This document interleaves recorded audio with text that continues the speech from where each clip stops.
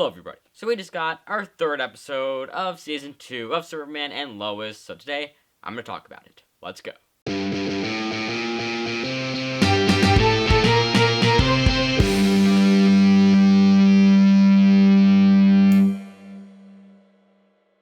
Okay, so before I talk about this episode, I want to talk about kind of how my review is moving forward with this show is going to work. So basically, as you know, last week I posted a video talking about the first 2 episodes, and I combined that into one video. And here I'm only talking about episode 3, and I feel like this is gonna be how I'm gonna do it more often. Is talking about one episode at a time. Each week I'm gonna make a video talking about each episode, and then if there's stuff going on in my life where I'm too busy to make the video, or there's just simply something else I want to talk about that week, then of course I'll just push it to the next week and combine the two like I did for episodes 1 and 2. So it's gonna kind of depend on week by week, like what's exactly going on with my life, or what kind of movies and shows and stuff is coming out. That'll kind of dictate how I'm going to handle these reviews. But mostly, I think I'm gonna do episode by episode reviews each week. Except maybe next week, I might not do an episode 4 one. I think actually next week I'm probably going to wait till the week after and combine episodes 4 and 5, because I think I'm gonna post my MCU Phase 4 tier list next weekend, and that'll also be the final video on this set, because after that I'll be in my dorm room at college again, so you'll get to see that less interesting set than this for the next few months. But anyway, with all that said, just kind of giving you an update, kind of an idea of how the future reviews for this and videos on my channel are going to work out. But now we'll get into what you're all here for, my thoughts on episode 3 of Superman and Lois. And I'll start off by talking about some, again, I have my notes here on the table, on my phone there. I'll start off talking about some plot lines from the previous episode that I kind of forgot to talk about. For instance, Lana for mayor.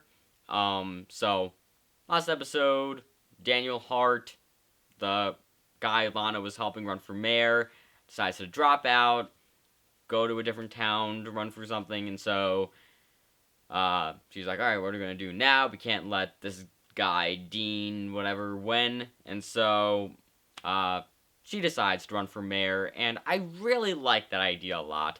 I think it was kind of an obvious thing, like, it was a situation where as soon as Daniel Hart was like, oh, I'm gonna drop out, like, I'm not gonna run for mayor anymore, immediately I was like, so Lana's gonna run for mayor. And I was completely on board with that. I think that's a great idea. I think, because, like, she's always kind of had, like, that connection to Smallville, growing up there, and, she has the, the benefit of Smallville always in mind with what she's doing, and so I think it's just a really good choice to have her as mayor. I think, I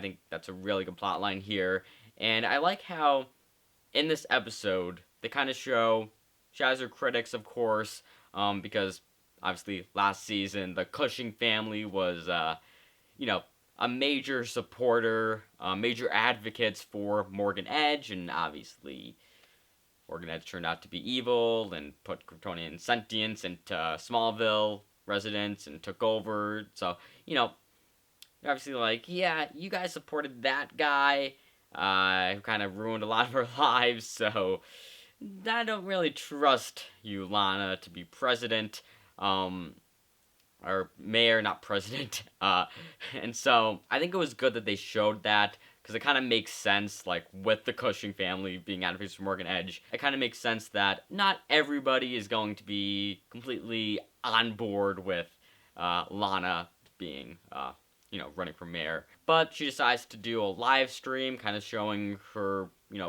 personality, more kind of like what, why Smallville likes her in the first place, because she knows everybody in Smallville. She's kind of, she's just a member of the community. She knows everybody there. She's friends with everybody there. So it, instead of what she was kind of doing at the beginning of the episode, trying to be that politician, more like how maybe like an outsider politician would try to be getting people on board with them as a person to be mayor. She's like, everybody's kind of more on board with her as a person, and so she just kind of decides to use that more to her advantage, showing that side of her more through a live stream, which I like that. I just like that that's like the way she does it, and like that was Sarah's idea to do that, because it just seems like such like a modern teenager like solution to a problem, like like, oh man, how am I gonna get people to you know you know like me and want me to run for mayor? It's like, oh, just do a live stream video. That's kind of like, using modern technology to in this way that it's like a realistic thing. Like, I don't know. I thought that was a interesting detail there. Like, it's not a big deal. It's not like anything crazy. Like, oh, they're doing a live stream. That's amazing. But it's like, I don't know. I thought it was kind of funny and fun that that was Sarah's idea for the solution of the problem. Like, as a Gen Z teenager, to be like, yeah, let's do a live stream video. So yeah, so just a live stream, shows her kitchen, food, kind of shows, again, personality and stuff. And so, yeah, overall, I like this plot line. Lana running for mayor, I think just a really good idea. And so, then I'll move on to this whole thing with Lois's sister, where I guess a few years prior to the events of this show, Lois wrote this article kind of exposing this company that I guess, kind of is presenting itself as, helping people with depression or mental health issues or something like that. But in reality, it's a cult and it's harming the people involved. And so Lois ends up saving her sister from killing herself at one point because of this. And so she writes this article using her sister's testimony as evidence against the company. And this has now come back up because there's this podcast that kind of is debunking what Lois has said. And they have this, the source that Lois used is backing down on their claims, and of course the source is her sister.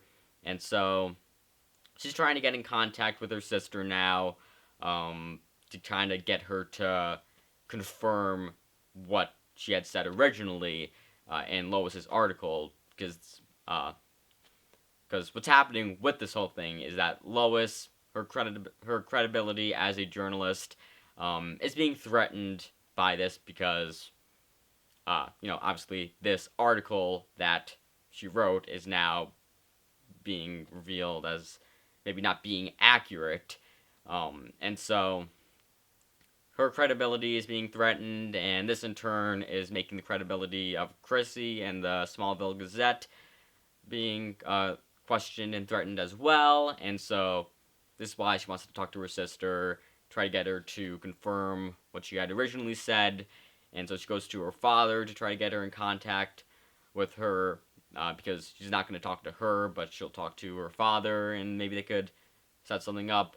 He originally says no at first because he doesn't really want to get between them and pick a side or something like that, but he eventually is like, alright, I'll do it, and sets up this situation where they're going to talk in a diner. Lois goes to the diner, and instead of her sister showing up, it's the leader of this cult, and she's like, she says that her sister thought it would be better if she came, and it cuts away after that, but you can kind of see, like, she probably like threatened her or told her to like stay out of her business or something of that sort. So, yeah, so something going on here. It's interesting enough plotline. I guess like kind of the main interesting thing is Lois' sister being in it, because I guess she was in Supergirl at some point. And I guess it might be the same actress or something. I don't really, I haven't watched Supergirl, so I just don't really care that much about it. But, I don't know what the whole thing about it is. So it's an interesting enough plot line. Obviously, you can probably tell by me not being too certain on some details about like what the actual company is and what was exactly happening. I'm not as invested in it, but it's interesting enough. So, yeah. Then move on to Jonathan and his girlfriend and his rival quarterback guy. And so last episode, we're kind of shown that this guy has become the quarterback on the football team, and this is causing Jonathan to be benched. And Jonathan's kind of wondering, like, how is this guy, like, so good at this now? Like, he's kind of thinking something's up with that, and he suspects in the previous episode that maybe he's doing steroids, but we find out it's actually X-Kryptonite that he's taking that's giving him more strength, and we also find out that it's his girlfriend that's been selling it to him, and so you kind of think he's going to confront her about it. He goes to her house, and he's like, so I found out you're selling drugs to this guy, and you kind of think he's confronting her and is going to tell her, to stop doing it or break up with her or something. But then he asks for some himself, which that's very interesting. And I think it's going to lead to some interesting conflicts between him and his father, obviously. And I'm predicting that Jordan's going to find out first. And that'll be kind of like their secret from their parents that'll eventually be revealed later on. And that'll create a big conflict. And maybe you'll have, like, this first situation where Jordan stands up for Jonathan. Because last season you had a lot of Jonathan standing up for Jordan. You have that moment where, in, like, the third episode, I think, when Jordan's wanting to join the football team and Clark isn't letting him, but you have the moment where Jonathan, talks to his father and is saying, I think Jordan needs football now. I think that could be his thing.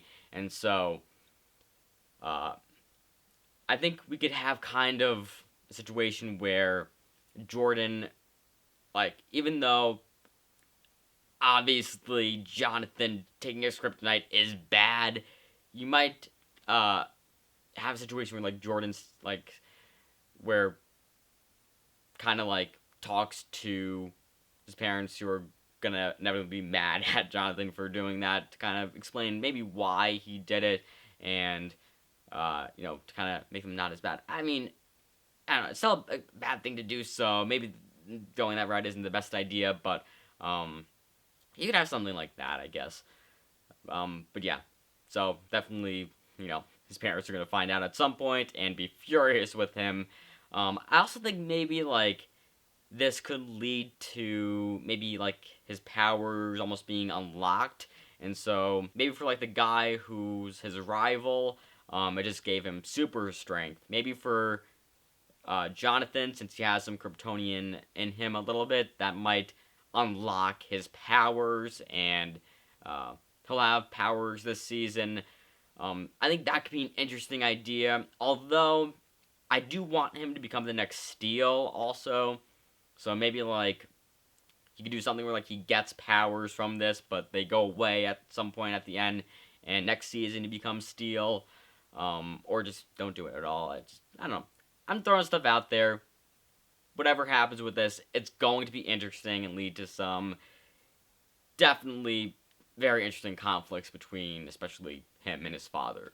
So definitely excited to see this plotline continue. But I'll move on to Jordan and Sarah. And I think that at this point, they're doing their relationship well.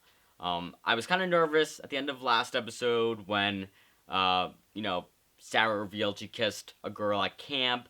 I was getting nervous, like, okay, are they gonna break them up and have Sarah, go off and have her lesbian thing and date Natalie or something?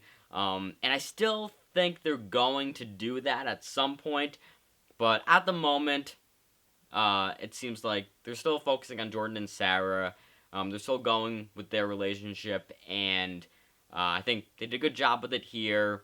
Kind of showing, like, neither of them really want to break up because of this.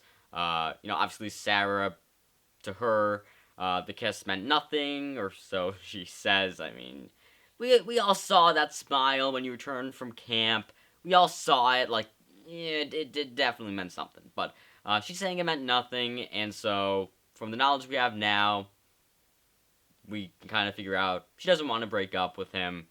Maybe she probably, like, at the moment has conflicted feelings about the kiss, but she doesn't ultimately want to break up with Jordan. And then on Jordan's side of things, you see he doesn't want to break up either. He's just kind of confused on where to go now, how to exactly feel about this.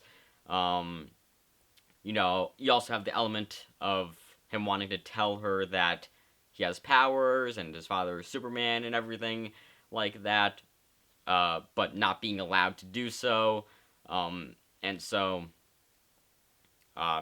that also kind of plays into, like, him being a little bit more understanding of her keeping a secret. Like, he's also keeping a big secret from her, so it kind of plays into him maybe being more understanding of this. Although I will say, like, kissing another person, like hiding that you have superpowers isn't as connected to being in a relationship than kissing another person. Like, hiding that you kiss someone else, like, that's connected to your relationship with somebody. Like, you're in this relationship with somebody in this romantic way, and you kissed somebody else. You did this action that is romantic action with another person. It's supposed to be a thing that you only do with the person you're romantically involved with. So it's like that, like, keeping that a secret and doing that, that's a little bit more of like even though, like, yeah, kissing somebody is maybe like a smaller secret than lying about your, that you have superpowers and your actual lineage is being an alien or part alien. Like, yeah, okay, like they say that in the show, like, yeah, that's a bigger lie, like, in the grand scheme of things. But it's like, in terms of a relationship with somebody, kissing somebody else is a more relevant lie, is a more relevant thing than being, I mean, again, not that it's not relevant. Like, it's definitely relevant knowing that the person you're dating isn't part alien. But I don't know. I feel like it's two different things. It's just, I think, like, I don't know. I just think that, them. I just think that, like, the idea that him not telling her that he has powers is the same thing as her lying about kissing someone, or is even worse than her lying about it. That idea, I feel like, doesn't hold that much weight, especially also since it's like the reason he's hiding it is because her safety, could be threatened, and all this other stuff could come about because of it. So it's like, it's just, it's not really the same as she kissed somebody at camp and didn't tell Jordan at first, and was not wanting to tell him because she was worried about how he would react. But it's just, like, I don't know. I think that because the alien thing is such a, like, okay, here's the thing. I think that because the alien lie is such a bigger thing, I think is why it's like actually a smaller thing. Like, it's weird. Like, because it's so big, it's actually smaller because the, the gravity of it makes it, like, telling her is an insanely big thing, and bad things could happen from it, whereas telling him that because somebody isn't that, like, as big of a deal. So, I don't know. I don't think that logic necessarily works as well as they were kind of presenting it, but it still makes sense in a way. And so, anyway, there's just a lot of complicated stuff on his side of things, but overall, he doesn't want to break up. That's made very clear. And so, at the end of the episode, he goes to her house and tells her how he feels, says that he loves her, and gives her this necklace that is kind of being the symbol, the representation of their love. And I'm predicting that's going to be very important moving forward in the season when they inevitably do break up. And, I think you'll have this situation where Sarah will give him the necklace back, either, like, in person, or, he'll find it with a note somewhere saying that she wants to break up and she's actually a lesbian and that's her true self or something along those lines. And so I kind of feel like that's going to be used as, like, the visual representation of their breakup. It's going to be, like, important in that, with, again, her giving it back to him in some way. So I think that's definitely, like, going to be the importance of this moving forward. And I think overall, I think this episode kind of, like, eased my worries a bit after last episode of, like, what they were doing with Jordan and Sarah, because I think that ultimately, even though I am still convinced they're going to have them break up and Sarah is going to be questioning her sexuality and realize she's a lesbian or bisexual and end up dating Natalie, while I do pretty much fully believe that's where they're going with this, I'm more at ease with, like, how it's going to be presented. Because I feel like after, like, last episode, like, I'll be honest, I went on a bit of a rant and maybe went a bit too far in my last video with my rant about it. But I was just really, like, I just couldn't see how they could possibly do this in a way that would be respectful to what their relationship has been, and while also kind of treating Sarah's, the whole Sarah thing as, like, something you're supposed to be invested in. I just feel like there wasn't a way that they could really do that in a proper way. But I feel like now I'm a little bit more on board. I can kind of see, like, there might be a way that they can still do this plotline in a way that, even though I'm not completely on board with it, like, I just feel like on paper, it's just not a great idea to break up your main couple, to have, one of them become a lesbian and date a girl, date somebody else. Like, not even that fact. Just breaking up your couple and having one of them date someone else and making it, like, presenting it as a good thing in a way. I think that even though on paper I'm not on board with it, I think they can present it on the show in a way that I could be on board with.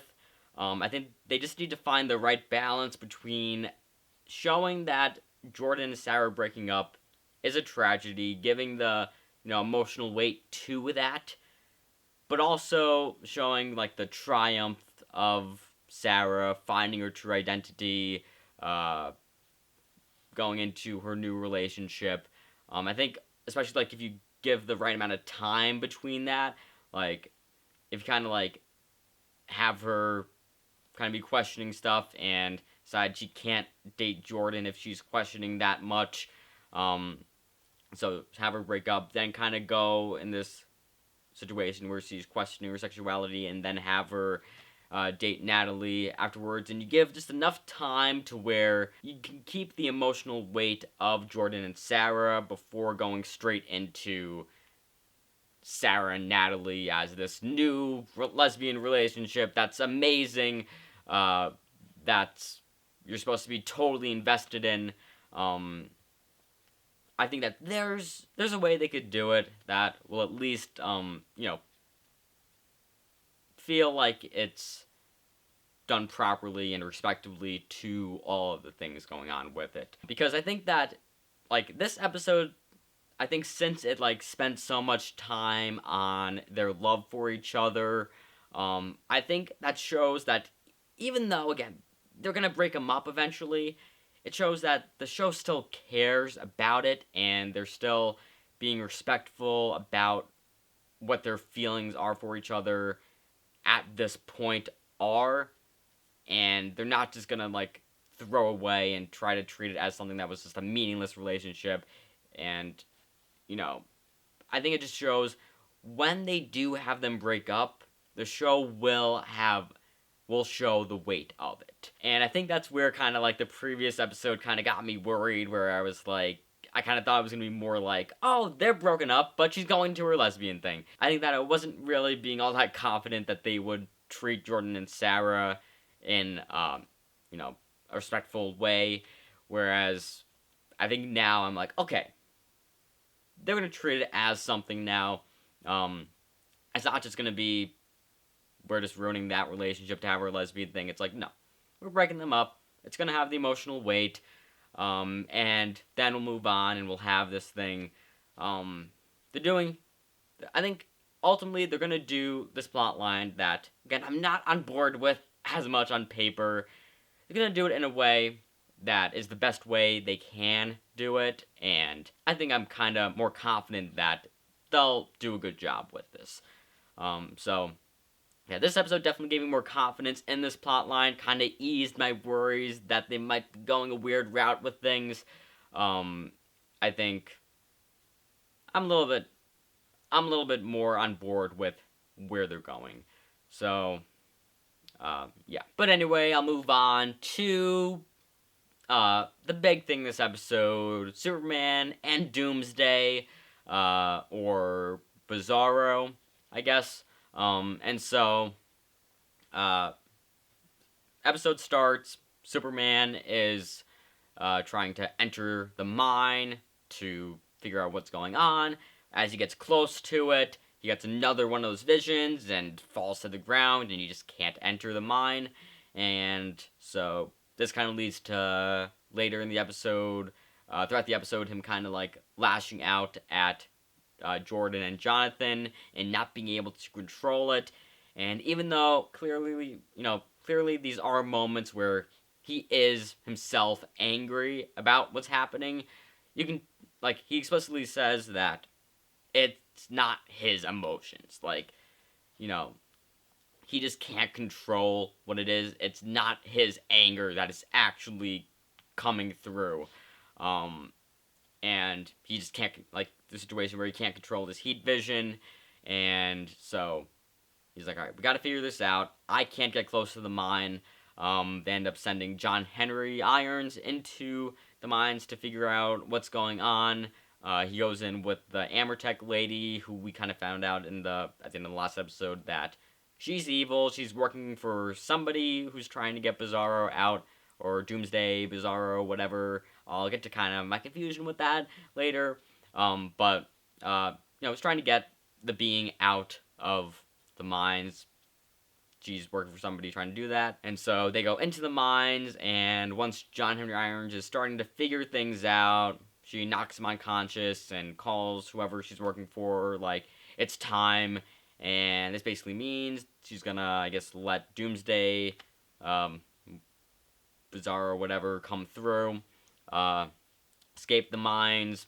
This gives Superman another vision, and he's I gotta get to the mines. He flies to the mines. We get this battle between him and Doomsday, Bizarro, whatever, and it is an awesome fight. It is really cool to see just a cool Superman battle going on, flying through the air. I think that's one thing the show frequently does well, is the effects of everything, definitely the best of the CW stuff. Like, I mean, you look at the Flash. I mean, you look at Flash season 8, the Armageddon stuff. Like, there's stuff that's like that. That's rough. That is not looking too good. But here it looks amazing. It looks like movie quality. Some of it. With this battle, with them flying around, fighting each other, it looks good. And so that's a cool battle, and we get the return of Steel in here. He has to get John Henry Irons has to get his armor back on. He has it fly to him, which I thought that was so awesome. I liked how like it reminded me of Iron Man 3 a bit with the suit that comes to him, comes to Tony Stark. I thought that was so cool, especially like I was kind of like wondering like because I kind of like knew immediately like when it started flying to him like okay they're gonna have a situation where like he gets into it and like it flies towards him and he somehow is able to get it. But I was kind of wondering how is that gonna work exactly? Is it going to be like how Iron Man 3 did it with I guess not like the one that came to him in parts, but like at the final battle where he was switching out the suits and they would open up and he would go inside and they would close back up. I was kind of like, is it going to be like that? And it was kind of like a combination of it opening up and him coming in and the suit that comes to him in different parts because it was like the suits that open up and he goes inside in the sense that it came to him in one piece, but it was like the suit that came to him in parts in the fact that it broke apart and came to him in parts when it got to him, which I thought was a really cool use of this. I think it was a really cool like way to do it, of have it come to him, break apart, and go on to him. Very awesome. And I think it also was a new suit or like an upgraded suit a bit, which I thought looked really awesome. And he shoots solar flares at Doomsday Bizarro and breaks off his mask and breaks off Doomsday's mask, not his own mask. Breaks off Doomsday's mask, and it's revealed it's a doppelganger of Superman. They're doing a Bizarro type thing, and he ends up punching John Henry Irons away, and then he ends up flying away, and at the end of the episode we see he goes into the Fortress of Solitude, and we get a backwards Superman and Lois logo, and so I guess they're doing a Bizarro thing, but I'm a bit confused. Is he still Doomsday? Is this still Doomsday? I don't know enough about the comics to know if, like, Doomsday is separate from the Bizarro thing, or if it's connected in some way. Like, I don't know enough. I wasn't under the impression that it was. I thought they were two different plot lines. It could be combining them, like, having it be that Bizarro is Doomsday in that universe or something. I don't know. I'm not gonna pretend to know things about the comics. I don't at all. So I'm gonna need somebody to explain that to me. I think I also need somebody to explain to me what was going on in Batman vs Superman with Doomsday being a giant monster that was created by General Zod's DNA. Like, is that the same thing as this also? Like, was that just like a totally wrong comics adaptation of the character, or is that like a different thing? I need some kind of clarification on this all, because last time I checked, I thought Doomsday, like, the only Doomsday thing I've seen was Batman vs Superman when he was a giant monster created from General Zod's DNA. So yeah, and I'm pretty sure that wasn't like a comic accurate thing. So I'm not sure. I'm not sure if this is a combination of plot lines, if it's just the plot line itself from the comics. What's going on? I need some clarification. I'm a bit confused, but it seems interesting to see Superman fighting an evil version of himself. I think that is a great idea, a great like next step for this, because I'm kind of wondering like where they're gonna go next with this season after last season. What they could do that would be interesting, and I think this is something interesting that they found something interesting to do, and I am predicting that Superman is gonna have to recruit the help of Tal-Rho to help him defeat Bizarro, Doomsday, Superman, Evil Superman, and Tal-Rho will get his redemptive arc because of what happened in the last episode where his mother was saying she saw good in him. I think he's getting a redemptive arc this season, and I am very excited to see it. Although they're probably going to end up having to kill him off, because usually when you have the whole villain having a redemptive arc thing, it's usually not as much of, oh, and everything went back to normal, and he lived happily ever after with them as his half-brother. Usually you have the villain, after he gets redeemed, die. Maybe, like, that's how he redeems himself, is dying. So I feel like he's gonna die. I also think John Henry Irons is going to die, because they were going heavy in the previous episodes with him being retired and having to come back. You have here him having to return as being Steel, and I think this is leading towards him having to sacrifice himself to save Lois and Natalie, and not to save everybody in fact, but I think specifically them, because you're gonna kind of have like he's in love with Lois from that a bit. You can kind of like do that without actually doing that. So I think that's kind of where they're going. I think John Henry Irons is going to die, and Jonathan will become the new Steel later on, depending on when his death happens in the season. It might be later on the season, or it might be next season. But I think after John Henry Irons dies, Jonathan will come in as the new Steel. But anyway, though, very excited, very much enjoying this show. Definitely eased my, this episode definitely eased my concerns a little bit about what they're doing with Jordan and Sarah. Although I'm still not on board necessarily completely with what they're doing. I'm a little bit, my concerns are eased. I'm a little bit like, okay with what they're doing a little bit more. So, definitely, I'm enjoying the show a lot. I think they're doing a really good job with a lot of stuff here, and I'm very excited to see what's going to happen next, where they go from here. Very exciting stuff. But anyway, please comment below your thoughts on this episode, and remember to give this video a like, subscribing to the channel, and maybe check out some of my other videos. And with that said, that's a wrap.